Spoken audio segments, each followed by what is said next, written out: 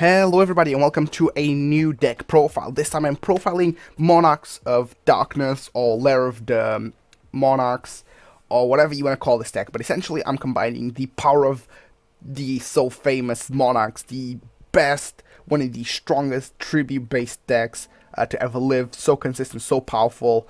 I mean, it has three cards hit on the ban list for a reason, either Pantheism and Stormforth. If all of these cards came back to 3, this deck would be destroying everyone and everything, just because like Pantheism is so broken. Stormforth is so amazing being able to play on your opponent's turn, and Aether is so strong being able to flood the board and just having an immediate impact, and also allowing you to play on your opponent's turn, especially in combination with Stormforth. Oh, amazing. Very strong. Also, this deck does not need to play an extra deck at all, mostly because you are playing the return, and I definitely recommend playing at least return, because return gives you access to Aether, and this card is amazing because it allows you to play on your opponent's turn, and this card is at 1, so you want to have voice to search it.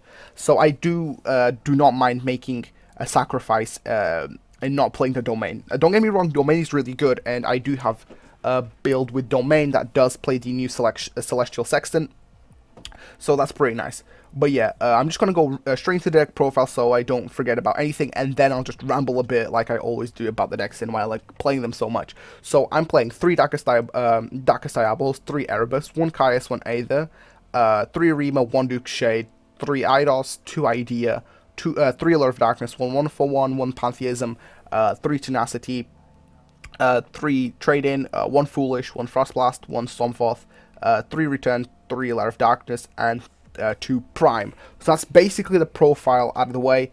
For the side deck, these are some cards that you can experiment with. Like I like Jinzo against back row heavy decks. Vanity's Fiend I feel like is better in the side deck because it's basically Domain but better in my opinion, because it still tributes but it just prevents your opponent from special summoning. So well, it prevents both players from special summoning.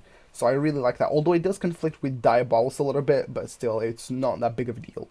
Vanity's Fiend is good because it's searchable, so it's like a searchable skill drain. Karaz is still good, allowing you to turn off things like the return, so that's always nice. And Jurigetto is really good because it's able to special summon itself, and it's also able to tribute itself to not only boost a monster's attack by 1,000, but also being able to bring back a Diabolos from the graveyard. So I feel like that's also really nice. So yeah, then there are some cards that where you can have room for experimentation, like Celestial Sextant. It does allow you to place a level 6 monster from your hand or face upon the field on the bottom of the deck and draw 2 cards. And this is really good because if you are playing a Celestial Sextant version of the deck, you can play things like Kraz, Fiend, both Fiends, even Jinzo becomes viable. And also you can make your big Monarchs like Erebus, the Mega Monarchs, and Aether level 6s through Domain, so it's really good. So yeah, that's one way to play with the deck. But in this version of the deck, I really like just playing the Allure of Darknesses and just having more room for like crazier combos and making my deck more consistent. Now, trading is really good in this deck, but it's going to be even better when Second Coming of the Monarchs comes out. Well, when Second Coming of the Monarchs is legal, because it makes it so that like whatever you trade in is always good. Like if you trade in your Diabolos, that's like the most optimal card to trade in. But even if you trade in your Erebus, you can always use its effect to like pitch something to bring it back, or you can immediately have it brought back with Second Coming of the Monarchs, and it becomes 2 tributes. So pretty much like your Caius or your Aether are able to get tributed. Well, have tribute for it essentially. So that's pretty good. Now I'm just going to go over every individual card because I feel like if I do that, I'll get off track less, because I've been trying to record this profile for so long, but I keep getting off track. So yeah, so Diabolos is really good because he's able to make your opponent place a card from their hand. It's able to make your opponent place 1 card from their hand on the bottom or top of the deck, so that's really good. And the reason why that's even better is because Erebus has a similar effect where you can send 2 Monarch Spells or Traps to make your opponent randomly shuffle a card from their hand back into the deck. So the best play that you can do is have the Erebus conduct his effect to shuffle something, and then the Diabolos to make the opponent place something. So your opponent loses 2 cards, and if they are going second from 6 cards, they are down to 4 cards, so they lost a lot of hand advantage. So the deck does have some hand control, which is pretty nice. Caius the Mega Monarch is really strong because most often than not, whatever you're going to be tributing is dark, especially with Lair of Darkness being on the field. So being able to banish 2 cards that your opponent controls, because if this is tributed by tributing a dark, you can target 2 cards and banish them. And not only that, you inflict 1,000 damage to your opponent and banish all cards with that name from the main deck, extra deck, and graveyard.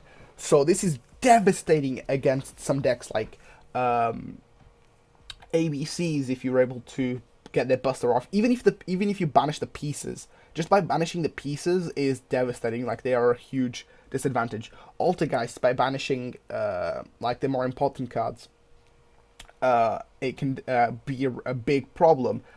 Pretty much like any deck that has some combo potential, or like needs multiple copies of the same card to like get plays going, Caius destroys that. Now, the only problem that I have with this is that this card actually targets. If this card did not target, this card would be so busted, and it would definitely be worth running as a 3-of. But because it does target, it's not as good.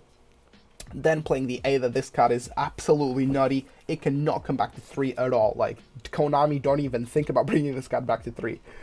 Just because it's so strong. So the reason why this card is so strong is because you're able to play on your opponent's turn, and in this version of the deck you're able to play on your opponent's turn even more.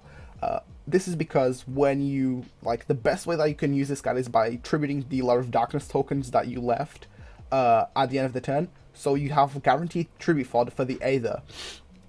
And the reason why I like this so much is because Aether will use its effect to special summon itself from the hand by banishing a Monarch spell and trap, and then that will trigger the Diabolos to special summon itself from the graveyard, and then you can use Aether's effect to send 2 Monarch spells or traps to the graveyard to special summon out an Erebus or a Mega Caius. And whatever one you summon, it will come back to your hand at the end of the turn. So if your opponent does not kill the Mega Caius, you can get a Mega Caius back to your hand, and that's just amazing. Just drinking some water, man, because speaking is sad.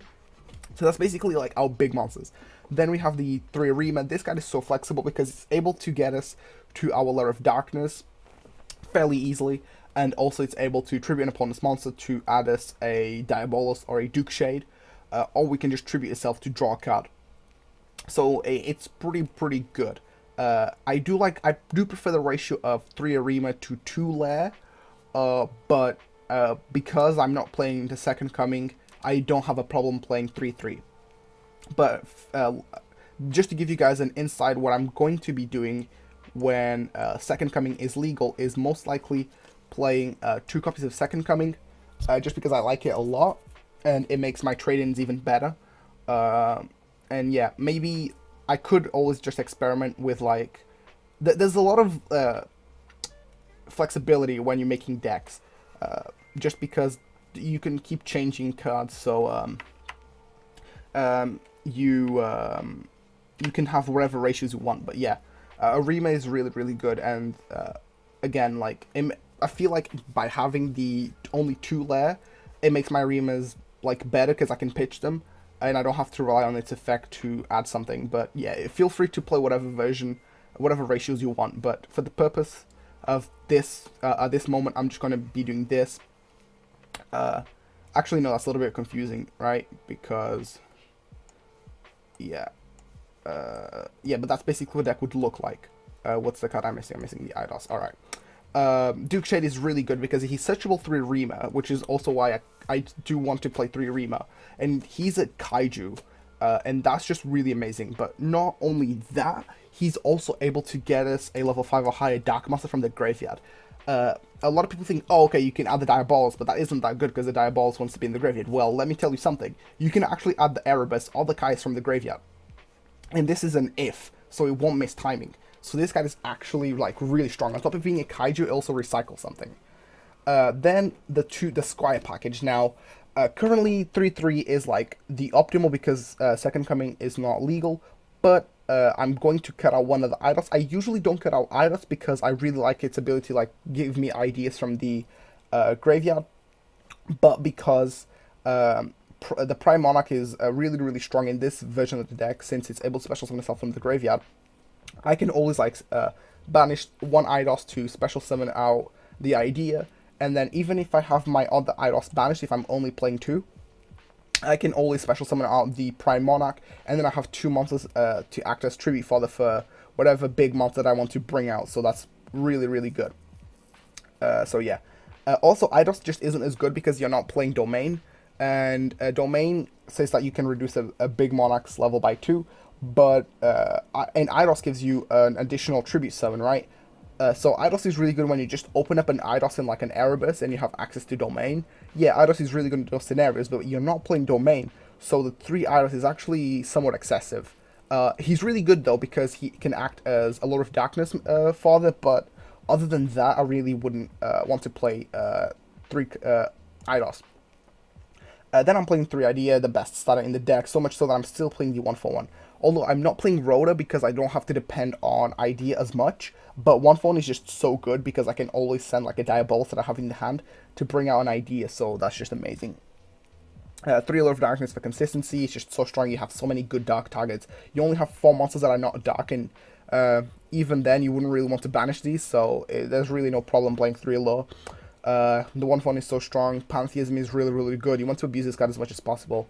In particular, the ability to draw and just keep cycling through your deck and getting to the pieces that you need. Because this deck has no problem like bringing back boards that got destroyed, so yeah. And also playing the 3 trade-in. Again, this card is going to be so strong with Second Coming of the Monarchs, just because you are able to not only discard something, but then draw 2 cards, and then if you have this in the hand, you can always just resurrect one of the Monarchs that you've discarded, potentially. Flux Board is so versatile in the deck because you're able to send the Diabolos to the graveyard, but you're also able to send things like the Idea and the Erebus. Erebus is good to like add itself, and Idea is good to add things like the Pantheism. So that's really, really good. You can also send things like the Aether, because if you already have the Erebus in the graveyard and you have a Monarch Spell and Trap in your hand, you can always use Erebus's effect to pitch that and then add the Aether back to your hand. So that's just phenomenal. Frostblast, I really like playing 1 Frostblast in my main deck because being able to destroy a set card is just amazing, because sometimes if my opponent has a face-down monster, I can destroy that. It doesn't have to necessarily be a set spell or trap. It can just be a set card. So that's just amazing in my opinion. And also, I feel like it's one of the cards that you shouldn't really cut out. I mean, yes, you can always play things like March of the Monarchs, but Frostblast is just so good because you can use it as like currency to send it to the graveyard and then like put it back into the deck, and then you can like use it to banish or whatever, right? To like trigger things like the Aether or the Prime. But just because it has that actual useful effect, I feel like, in my personal opinion, it's better to run it over the March. March is good if you play like Domain in Vanity's Fiend, but if you're not, then this is just better. Stormforth is really, really crazy, just being able to like tribute your opponent's monster for the tribute summon, on top of already having the ability to tribute something, at least one, well, the ability to tribute 1 monster they control. So like with this, you can get rid of like 2 cards, so that's just phenomenal. Return is still good. Again, this is the only reason why I'm playing. I'm not using an extra deck, is because of Return. Now, Return is so crazy because it gives me access to my Aether and potentially other monsters. Like, if I have like 1 Erebus left in the deck left, I can always just get it out so I don't top deck it, where in a situation where it would be really bad. But I feel like this card alone is worth playing, just because, yeah, okay, so you don't get to play your extra deck, but being able to add whatever big Monarchs that you need makes it worth running. And also the extra copies, because like you only want 1 in your field at all times, the other 2 copies you can use them of currency for your Monarch spells, for your Monarch effects. So you can like use them to like send them to the graveyard, or you can banish them for Prime or whatever. So just a really fantastic card to play. Oh wait, I didn't cover the Tenacity. Well, Tenacity is pretty self-explanatory. It just basically adds any Monarch spell trap that you need. Usually you want to get things like your Pantheism, just because it gives you so much advantage, but getting things like the Return or the Stormforth is also pretty nice. And because it's a hard once per turn, you can use the extra 2 copies to just, again, use them as currency to keep your effects going. And also, like, by using these cards as like your ways to get rid of stuff, like to use them as for your effects, it basically means that the chance of like top decking them is much less. What time am I on? I'm on 14 minutes. All right. Lair of Darkness, again, just really, really strong card. All the tokens that it gives you are actually like super useful, like I said, for the Aether, but just being able to activate your really powerful effects by tributing opponent's monsters instead, like getting rid of an opponent's monster through Diabolos, and then also getting rid of a card in their hand, that's just a huge, they will put them at a huge disadvantage. So very, very strong. And then the 2 Prime. Prime is still like amazing in the deck, but only at 2. Like, don't play 3 Prime. Especially in this build. The reason is that Prime, you want this guy in your graveyard at all times in case you need extra tribute fodder. You can always just special summon out the Prime. But if there are times where like you do need the Prime to set it, so you can like shuffle things back into your deck so you can draw and make sure you don't deck out, or at least you have spells and traps to use your powerful Monarch effects, such as the Erebus and the Aether. So yeah, that's why I still like running my 2 Primes. So yeah, that's essentially the deck itself. As you can see, the side deck again. I don't know if I've mentioned this or not, but the side deck are just some cards that you can have room for experimentation. You know, like your Jinzos is good, your Vanity Fiends, your Karazas, etc., etc. So again, like when the second coming of the Monarchs come out, what I'm going to be most likely running will be something like this, because it makes my tradings better, and it makes it so that I can just make some more interesting plays, I feel like. So yeah, that's basically the deck in a nutshell. If you guys did enjoy this video, don't forget to leave a like, comment, subscribe, and until then, I'll see you guys in the next one.